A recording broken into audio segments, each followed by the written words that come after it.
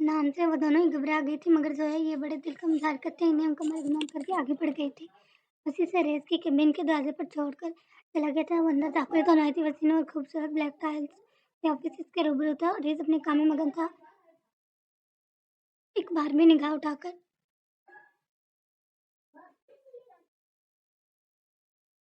इसे देखने की हिम्मत न की। मैं तुम्हारे लिए लंच लाई हूँ, अब थोड़ी देर काम को ब्रेक दो और लंच कर लो। वो डायरेक्ट चलकर इसकी जानिब आई थी, इसके हाथ से कलम बड़े हक से छीनकर लंच बॉक्स सामने रखते हैं, मुस्कुराकर बोले कि इसकी मजाल थी कि रेत मलिक से इसके हाथों में पकड़कर पेन छीन के इसके सवाए इस लड़की के ओ वो लंच खोलकर मेज पर सजा चुकी। तुम इतनी जो सिर्फ मुझे लंच कराने के लिए आई हो। अपनी सीट पर बैठे इसे तफशीशी नजरों से तकते पूछ रहा था। हाँ, मुझे शेरनी आंटी ने बताया कि तुम्हारे पेट में अक्सर दर्द रहते हैं। मुझे लगा इसकी वजह से तुम्हारे वक्त पर खाना ना खाना, इसलिए मैं खुद ले आई। और प्यारी सी मुस्कान चेहरे पर सजाए जवाबदा हुई।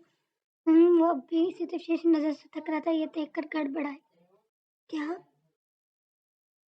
बस जानने की कोशिश कर रहा हूँ कि तुम सच कह रही हो या झूठ। रेस की गहरी आंखें एक अजीब सी हलचल मचा देती थी।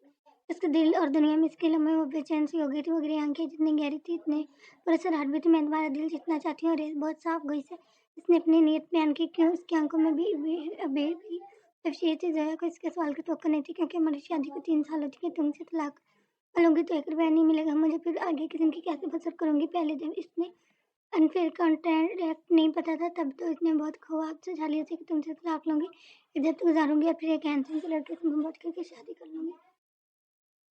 मगर अब कौन करेगा? मुझे जैसे गिरी बोलते आके आता औरत से शादी जिसके पास एक फूटी कौड़ी नहीं है। इसकी बात उनका रेजिन मिठियाँ किसी के कस के बंची थी, मगर इसने रेस का रिएक्शन नहीं दिखा और अपनी बातों में मगन थी। फिर मुझे लगता है पूरा ब्राज़ील ही मेरा दुश्मन बना बैठा है। बस इंतजार में है लोग कि कब तुम मुझे छोड़ो और कब वो मेरा मजाक उड़ाए, मुझे तंग करें, तकलीफ पहुंचाए। तुम जैसे भी मेरी ही पनाहगाह हो रेज, और मैं अपनी पनाहगाह नहीं खोना चाहती। इसने आखिरी जुमला रेज की आंखों में झांकते हुए कहा। मगर हैरत की बात यह थी कि कबल की जाने से अभी कोई खास रिएक्शन नहीं था। मगर ये भी सच है कि अब इसकी आंखों में तशवीश नहीं थी। ज़ोया वाकिफ थी कि अगर वो इसे ठीक तरह नहीं बताएगी कि वो शादी क्यों रखना चाहती, तो इस पर शक करता रहेगा और शक भी रिश्तों को कभी फलने फूलने नहीं देता। रेज कुछ लम्हे से बुगल से देखता रहा और फिर टेबल पर सजे खाने को इनको अन्नों से उठने वाली महक ने इसे भूख लगा दी थी। और मजीद वाले सवाल ना करते वो आराम से सीट से उठकर सोफे की जानिब आया। ब्लैक रंग के सोफे पर अपने शानदार अंदाज में बैठकर इसने खाने के एक एक डैश को भगोस देखा। तुमने खाना खाया? अचानक ध्यान में आने पर इसने जोर की जानिब देखा। अब मुस्कुराकर निमित्त उतार के, नहीं मगर मैं घर जाके खा लूंगी। वो खड़े मुस्कुराकर बोली, खाना बहुत सारा है। तुम्हें क्या लगता है मिस ज़ोया मैं इतना पेटू आदमी हूँ, या तुम जानबूझकर मुझे मोटा करने की कोशिश कर रही हो ताकि मेरा चार्म खत्म हो जाए? और आंखें सुकड़ कर इसे देखो। बोलो तो ज़ोया मुस्कुरा दी। अगर वो मोटा भी हो जाए तो भी ज़ोया को नहीं लगती कि लड़कियां इस पर मन्ना चढ़ेंगी, क्योंकि पैसे में बड़ी ताकत है और जितना इसके पास पैसा वो पूरे ब्राजील की किसी भी लड़की को खुद पर गिरा सकता है।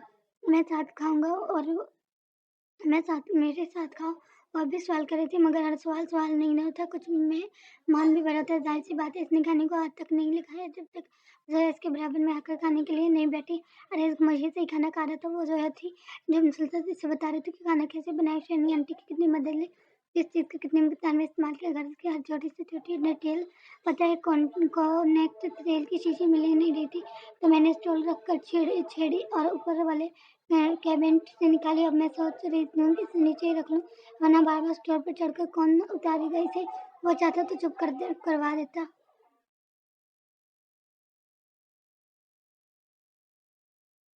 तो इसे चुप करवा देता, कहता कितनी बोलती हो, मगर इसने ऐसा नहीं किया। वो सुनता रहा और इसलिए हमें कुछ महसूस हुआ जैसे वो आदी हो, तो यूँ बात करने की और वो आदी हो इसकी यूँ बातें सुनने का। जो है कि खाने में कोई खास लज़्ज़त नहीं थी। इसे खाना बनाने आता ही कब थे। नई खास चीज़ भी नेट से देखकर बना कर लाई थी, ये इसने बता दिया था रेज़ को। मगर इसके बावजूद रेज़ मलिक ने बड़े-बड़े रेस्टोरेंट और शेफ़ के हाथों से बने खानों का आदी है। इसने ज़रा मुँह किसी चीज़ में कोई ऐब भी नहीं निकाला। चलो अब तुम काम करो, मैं चलती हूँ। इसे खाना खिलाने के बाद वो घर के लिए रवाना हुई। जब तक वो अंदर से ओझल न हुई, रेज़ इसे तकता रहा। वो काम से थक कर घर लौटी तो मलाइका बेगम को अपना मुंतज़िर खड़ा पाया इन्हें इग्नोर करती हुए आगे बढ़ने लगी। जब इन्होंने इसके बाजू पकड़ा, क्या खुश हो जाओ तुम तो। दी सदाम साहब ने शादी बस तोड़ दी। सदाम साहब ने शादी बस इनका आग बुझाओ का कहना था कि नूर उलझी। क्या मगर क्यों? माना इसे कोई जज़्बाती लगाव नहीं था इस रिश्ते से, मगर रिश्ता टूट जाए ये भी कब चाहा था इसने। क्यों? यह तो मुझे पता होगी। बीबी वो इसके बाद सब कुछ झंझोड़ कर चिंकी थी गुस्से से। इनका बस नहीं चल रहा था कि नूर के 2-3 थप्पड़ लगा दे, लेकिन वो खुद को रोके हुए थे सिर्फ ये जानने के लिए कि जिसके सबब नूर ने अपनी मंगनी तुड़वाई वो शख्स सदाम सबसे ज़्यादा गंभीर है या नहीं। मैं कैसे बता सकती हूँ? नूर मज़ीद उलझी। इतनी बोले मत मनो नूर, मुझे सच बता दो कौन है वो लड़का जिसने सदाम साहब को फ़ोन करके शादी से हटने के लिए धमकाया है। मलाइका बेगम की बात सुन सबसे पहले ख्याल जो नूर के ज़हन में आया वो इलियान का था, मगर इलियान ऐसा क्यों करने लगा? इन दोनों के दरमियान तो सब कुछ खत्म हो चुका था। कौन है ये शहरयार? नूर अभी भी सोच में उलझी हुई थी कि मलाइका बेगम के नाम मुँह से शहरयार का नाम सुनकर चौंकी। शहरयार वो यकीनी के आलम में थी। हाँ, शहरयार कौन है ये लड़का और कब से चल रहा है तुम दोनों के बीच ये सब कुछ? वो क्या बताती जब खुद के पास कोई जवाब ही नहीं था। अमीर है, वो असल मौजू पर आई थी। पता नहीं वो लाइनमे में कंधे उचकाएगी और बस इसका कंधा उचकाना था कि मलाइका बेगम ने एक जोरदार थप्पड़ इसके चेहरे पर सिद्ध कर दिया। बेवकूफ़ कहीं की, इतनी मुश्किल से इतना अच्छा रिश्ता ढूंढा था तुम्हारे लिए मैंने, वो भी भगा दिया। ये कहते हुए इन्होंने दूसरा थप्पड़ भी झड़ दिया। ये पहली बार नहीं था जब वो इसे मारी थी और ना ये पहली बार था जब वो यूं पीट रही थी। वो खामोशी से पिटती रही। इन्होंने कितने थप्पड़ मारे कोई गिनती नहीं। उनके यूं मारने के बाद सबब इर्द-गिर्द लाज़िम जमा होने लगे थे, जिनमें से एक यूसुफ भी था। इसे शिद्दत से तरस आया था नूर की हालत पर। ये क्या कर रही हो तुम? हटो, छोड़ो बच्ची को। वो फिरोज़ साहब थे जिन्होंने इसे मलाइका बेगम की मार से बचाया था। बच्चे तुम अंदर जाओ, तुम मेरे साथ चलो। जो इन औलाद को यूं नहीं में मारा करते। फिरोज़ साहब मलाइका बेगम को अपने साथ पकड़ कर ले गए थे, जबकि पीछे वो अपने कमरे में जाकर फुट-फुट कर एक कोने में बैठकर रोने लगी। और रोज़ की तरह रात का खाना खाने के बाद स्टडी में बैठकर काम कर रहा था जब ज़ोया ये दूध का गिलास लेकर दाखिल हुई। दूध? इसने मुस्कुराते हुए इसके आगे दूध का गिलास किया। क्या आप बहुत कुछ चाहते हैं मेरे दिल से? इतने कि सुबह नाश्ता, फिर दोपहर का खाना और फिर रात का खाना और अब दूध। वो सुबह से सिर्फ इसके कामों में लगी थी, बहुत बड़े प्यार से तबस्सुम चेहरे पर सदैव खुली तस्दीक कर रही थी। कमल की आंखों में अचानक खोया-खोयापन भरा। ज़ोया को लगा जैसे इसे देख रहा है, मगर फिर अगले ही लम्हे लगा नहीं, वो इसे नहीं देख रहा, वो किसी और को देख रहा है। वो आंखें मुतलाशी थी, किसी को तलाश करती हुई, किसी की खोज में मुबतला। ये तीसरी बार हुआ था। हर बार वहम नहीं हो सकता, मगर इसने तो रेज़ की पहली मोहब्बत नरीन को देख रखा है। सही में, और इसमें ऐसी कोई भी क्वालिटी नहीं जो सेम हो। फिर वो किसका छलावा ढूँढता है इसमें? एक सवाल पूछा है, नहायत संजीदगी से सवाल किया, जिस पर वो होशों में लौटा और सर हल्का सा खम करके इजाज़त दी। क्या तुमने तहरीन के अलावा भी किसी से मोहब्बत की है? इसके सवाल पर वो चौंक कर इसे देखने लगा। तुम जाओ, मुझे बहुत काम है। और मैरी से कहते हुए अपनी टाइपिंग शुरू कर गया।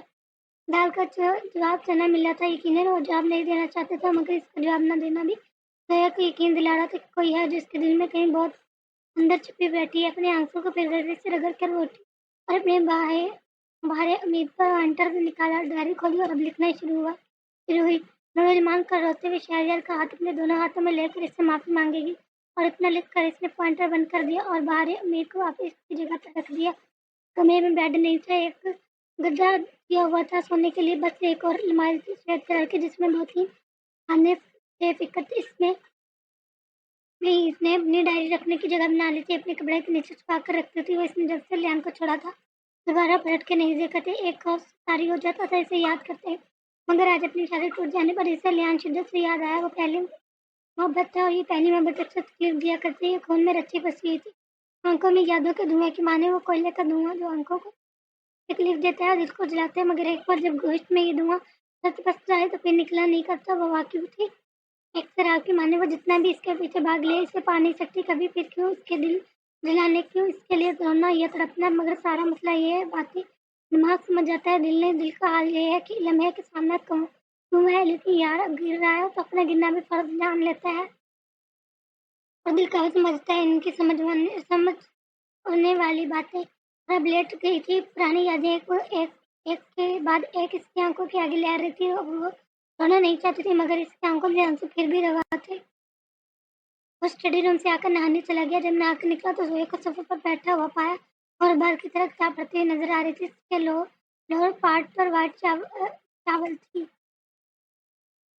चावल थी, नाइट ड्रेस जो काले रंग का ढीला ढाला पजामा और सफ़ेद शर्ट थी। सेहत तंग करने के बाद बालों को ड्राई करने की नीयत से इसने लैंग लगाई, मैं करूँ। ज़ोया ने इसे देखकर फ़ौरन ऑफ़र की, जबकि उम्मीद नहीं थी कि वो हाँ करेगा। हम का जज़्बात में हल्का-सा सर कम करता इसके बराबर में आकर बैठ गया। ज़ोया ये देखकर फ़ौरन मुस्कुराकर खड़ी हुई। अब वो सोफ़े के पीछे खड़ी होकर इसके घने रेशमी सिल्की बालों को ड्राई कर रही थी। इसकी लंबी-लंबी नरम उँगलियाँ रेज़ अपने बालों में रख सकी।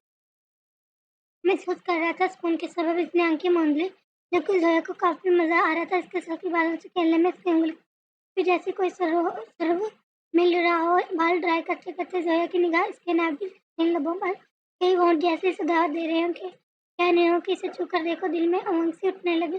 वो इसे छूना चाहती थी, महसूस करना चाहती थी। न जाने दिल में क्या आज़माई। इसने ड्रायर को सोफ़े पर रखा और मुकब्बल का चेहरा घड़ी की जानब से पकड़कर ऊँचा किया। मुकब्बल ने एक लफ़्ज़ न कहा, आँखें बंद की। वो जो कर रही थी इसे करने दे रहा था। ज़ोया ने अपना चेहरा इसके हसीन चेहरे पर झुका दिया, कुछ इस तरह कि इसके लब अब रेज़ के लबों पर थे। वो साख्त हुआ, बिल्कुल मंजमद। दोनों ने ही अपने होंठों को ज़रा भी जल्मिश ना दी, जबकि करीब की महक दोनों ने महसूस की। ज़ोया ने देखा ही नहीं, मुकब्बल अपने दोनों हाथों से सोफ़े के निचले हिस्से को मुट्ठी में कस के बंध गया। अचानक न जाने क्यों इसे खौफ हुआ। कोई चीख थी शायद, जो कि कह रही थी, भागो ज़ोया, ज़ोया भाग जाओ। इसके ज़हन से आने वाला सिग्नल था। कुछ हुआ क्या, वो नहीं समझ पाई, मगर वो अगले पल तेज़ी से दूर हटी, जैसे करंट लगा हो। माना कुछ याद नहीं था, लेकिन न जाने क्यों उसका ज़हन कह रहा था कि वो इस शख्स से डरने की आदी है। एक अजीब सी घबराहट महसूस हुई। वो फ़ौरन तेज़ कदम लेती कमरे से निकल जाना चाहती थी। ज़ोया दरवाज़े तक पहुँच गई थी। अभी वो दरवाज़ा खोलने के लिए हाथ बढ़ाती कि इसका दूसरा हाथ पीछे से नायक फ़ोर्स के साथ खींचा। अगले ही पल वो बैठकर गिरी और किसी काली घटा की तरह रेज़ मलक पर छा गया और इन गिरे आँखों को अचानक इतनी तेज़ से देखा, गले में गिलते ही उभर कर मद्धम हुई। रेज़ की गहरी आँखें रोमानियत झुका रही थी। प्यासी-प्यासी निगाहों को देखते ही ज़ोया का गला कुचक हुआ। क्या मुझे थोड़ा वक़्त मिल सकता है? वो मनती लहज़े में सुधार करने लगी। वो गहरी आँखें इसकी जान निकाल रही थी। इसका ऊपर का सांसों पर अब नीचे का नीचे रह गया था। नहीं, मैं पहले ही बहुत दे चुका हूँ, साफ़ इनकार किया। इसके सोए हुए जज़्बात जगाकर कैसे यूँ पीछे हट सकती थी, मगर मैं वो बोल तक नहीं पा रही थी, मगर इसकी हिचकिचाहट साफ ज़ाहिर थी। ज़ोया, हम मियाँ-बीवी हैं, ये नॉर्मल है बिल्कुल। फिर कौन-सा हम पहली बार कर रहे हैं, जहाँ ब्राज़ील की लड़कियाँ दीवाना वारिस पर अपना सब कुछ पाने के लिए तैयार थी। सिर्फ़ इसकी एक नज़र भरकर देख लेने की तलब में वहीं इसकी अपनी बीवी से भाग रही थी, मगर वो शर्मिंदा सी होकर अपने होंठों को दबाने लगी। एक खिंचाव था, एक खौफ था, मगर क्या वो नहीं समझ पा रही थी, ना वो बयान कर सकती थी मुकब्बल को। ऐसे में वो क्या बोले? ओके, याद रखना, तुम मुझे रिजेक्ट कर रही हो। और जज़्ब होकर सुर्ख होते चेहरे के साथ इस घर से हट कर गया हुआ एक-एक लफ्ज़ खासा जताते हुए अदा किया था इसने। इसके ग्रे आँखों में बुरी सुर्खी ज़ोया देख सकती थी। इससे पहले कि वो कुछ कह पाती, वो ज़ोर से दरवाज़ा बंद करके चला गया था, जैसे बेजान दरवाज़े पर अपना गुस्सा उतारा हो। अरे! ज़ोया फ़ौरन ही उठकर इसके पीछे आई थी। वो ब्लैक रंग की स्लिक की नाइट में लविश थी, जिसकी आस्तीन नेट की थी। बिल्कुल खुली सुरमई आँखों में फिक्रमंदी लिए जब उसने पीछे से आवाज़ दी, तो रेज़ के कदम रुके। तुम दूसरे कमरे में नहीं सो सकते, रूल के खिलाफ है ये। इसकी आवाज़ पर वो गुस्से से पीछे मुड़ा, मगर अगले ही पल इसका कतलेआना हुलिया देखा। आँखों में नरमी उतर आई, सेम लाइक याददाश्त चली गई, आदत नहीं गई तुम्हारी शायद। तुम्हें याद ना हो, लेकिन वो तुम ही हो ज़ोया अख्तम चौधरी, जिसने घर के तमाम दीगर कमरों के बेड्स पर बाहर फेंकवा दिए ताकि मैं दूसरे कमरे में सो ही न सकूँ। इसके इंकशाफ और वो है यकीनी के आलम में मुब्तला हुई। क्या वो वाक़ई इतनी दीवानी थी रेज़ की कि इसने अपने कमरे के अलावा घर के तमाम बेड बाहर फेंकवा दिए थे? तो फिर कहाँ जा रहे हो? फ़िक्रमंदी से उतार के तुम सो जाओ। बेरुखी से कहता वो स्टडी रूम की जानिब बढ़ गया था। वह काफ़ी देर तक इंतज़ार करती रही, मगर वो नहीं आया। जब वो हिम्मत हार गई, अब वो आने वाले कमरे में, तो उसने महसूस किया कि दरवाज़ा खुला है। वो फ़ौरन ही आँखें मीच कर लेट गई। रेज़ खामोशी से इसके बराबर में आके लेटकर कुछ देर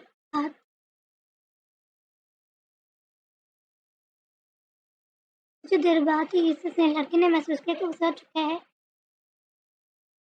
रिम नाश्ता करने नीचे आया तो मुस्कुराती हुई इसे वेलकम करती मिली, मगर वो मुकम्मल गुनाह करता अपनी चेयर खिसका आकर बैठ गया था। जिसने नाश्ते के दौरान ज़रा सी कोई बात नहीं की, वो महसूस कर सकती थी, वो अभी भी नाराज़ है इससे। वो दोपहर में जब वो खाना लेकर ऑफिस पहुंची, तो अभी इसने खामोशी से ही खाना खाया। ज़ोया कोई बात करना भी चाहती तो वो जवाब न देता, जिसके सबब वो खामोशी होकर खाना खाने लगी। रात में इंतज़ार करो, तुम्हारा खाने पर टिफ़िन समेटते हुए नरमी से इस्तफ़सार किया। नहीं, मीटिंग है मेरी, क्लाइंट्स के साथ ही खाना खाऊँगा। शायद आखिर में इसने शायद का लफ़्ज़ लगाया था, जिसका मतलब था साफ था लचक है। अभी जुमले में फ़ैसला बदला जा सकता है। ठीक है, तो फिर मैं इंतज़ार करूँगी, ज़ोया मुस्कुराते हुए कहकर खड़ी हुई। मैंने कहा क्लाइंट्स के साथ खाना खाऊँगा, वो जता रहा था। शायद भी कहा था मुकब्बिल ने आखिरी लफ्ज़ याद दिलाया और मुस्कुराते हुए बाहर चल दी। ऑफिस से वापसी पर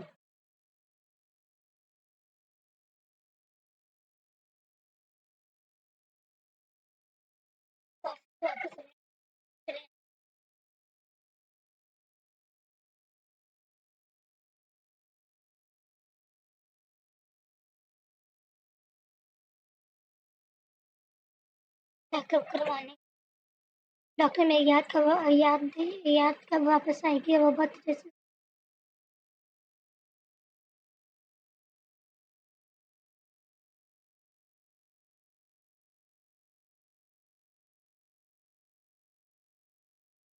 और बहुत तेज़ से रखने लगी थी अपनी मर्ज़ी को लेकर।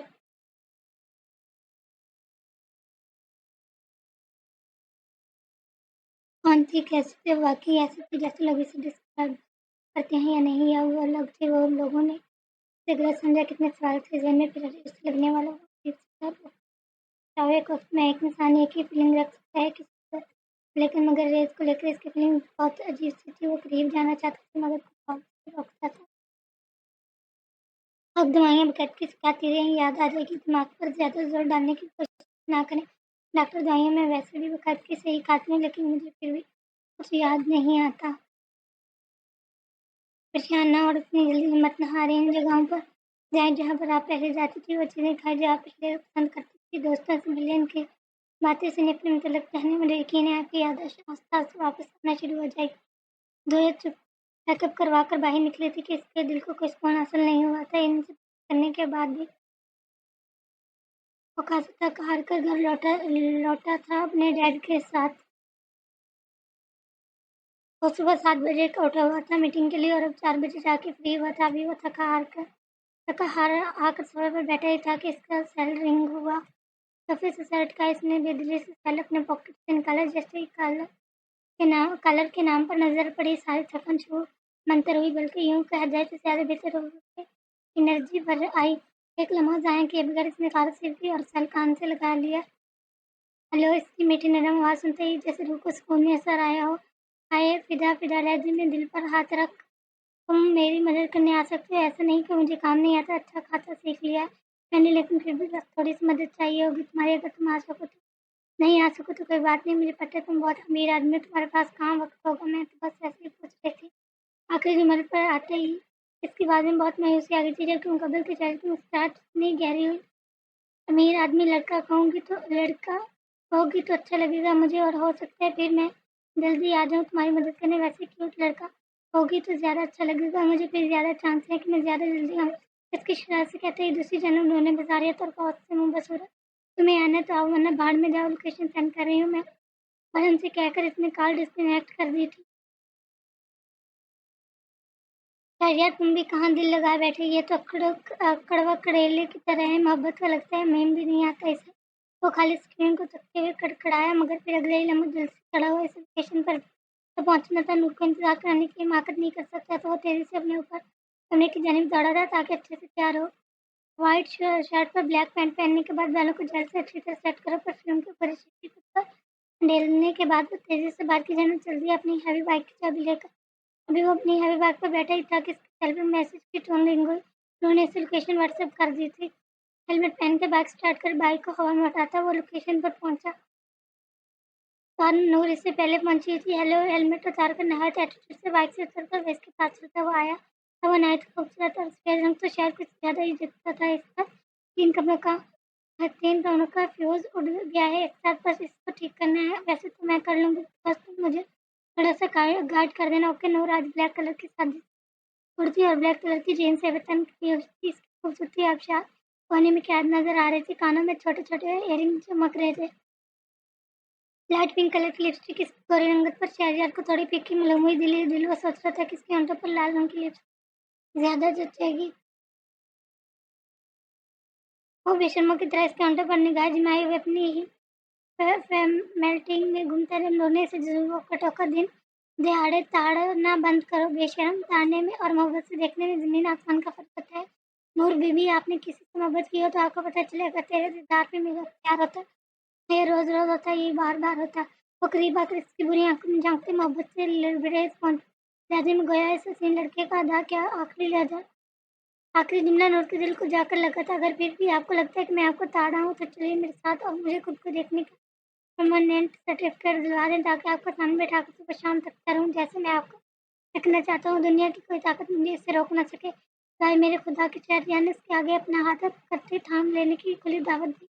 यकीन करो जितनी शिद्दत से तुम चाहते हो ना कि तुम मुझे देखो इससे दुगनी चाहत में रखती हूँ कि तुम्हारी ये शक्ल मेरे आगे से गुम ना हो। नूर जहर के लहजा लिए जान पिस्टन कबल की आंखों में अपनी आंखें गड़े एक लफ्ज छुपा छुपा कर बोली। कल रात सारे मुलाजमीन के सामने इसकी कितनी बेइज्जती हुई थी।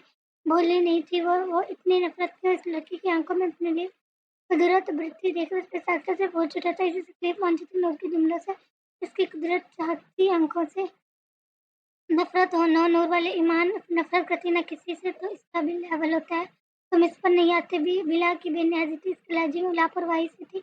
इसकी बुरी आंखों में बेरुखी थी। इसकी दाम में मुकम्मल के कुशादा सीने पे सीधे हाथ की पिछ रखकर खुद के करीब से हटाती वो आगे की जाने मगरूर अंदाज में बढ़ गई थी जिस जबकि चेहरा कुछ समय से यूं ही थकता था। जिंदगी में पहली बार इसे एक ऐसी लड़की मिली थी जैसे खाक बराबर की अहमियत नहीं दे रही थी। वरना कैसे ना होता जब हम पसंद करेंगे तो इतना मगरूर होता हो तो इसमें कुछ गलत नहीं। वो लापरवाही में करना उसका इसके पीछे आए।